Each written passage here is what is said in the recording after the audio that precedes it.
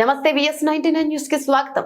100 ఎకరాల లేఅవుట్ రిలేవో చేసిన VRR venture real estate వ్యాపారి వెంచర్ వద్ద ఆందోళన చేస్తున్న ప్లాట్ బాధితులు. మేడ్చల్ జిల్లా కీసరం మండల కేంద్రంలోని ఆనంద్ నగర్ కాలనీలో గతంలో కొంతమంది కొన్నారు. కానీ ఇప్పుడు Anand Nagar colony layout layout చేసి VVR కాలనీ కింద లేఅవుట్ గా మార్చారు. ముందు కొన్న ప్లాట్ బాధితులు లేఅవుట్ వచ్చి అక్కడ చూడగా ప్లాట్లు లేకపోవడంతో పాటు ఇండ్లు నిర్మాణంలో ఉన్నాయి.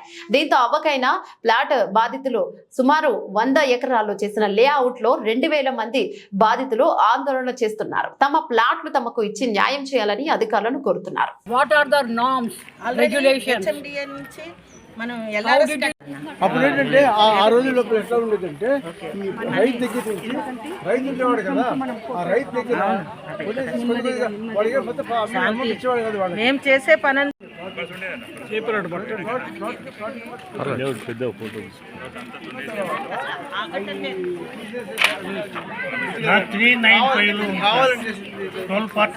ప్లాట్ నెంబర్ చెప్పండి.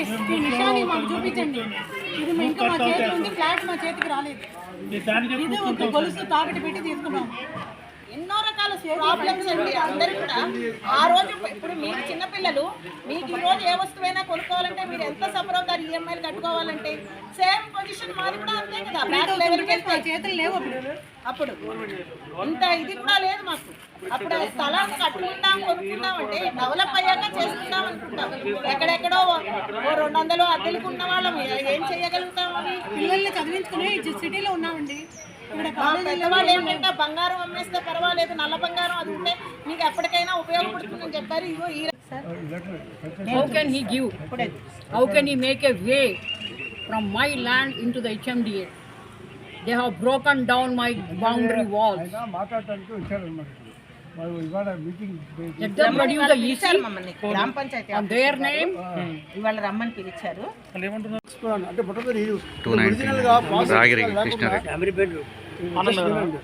ఒరిజినల్ గా ఏంటంటే పాస్ పుస్తకాలు లేకుండా ఇచ్చారు. అప్పుడు ఇచ్చినప్పుడు పాస్ పుస్తకాలు ఉండవు, ఎందుకంటే ప్లాట్లు చేశారు కదా. 99 లోపల ఏమైందంటే పాస్ పుస్తకాలు ఇచ్చింది.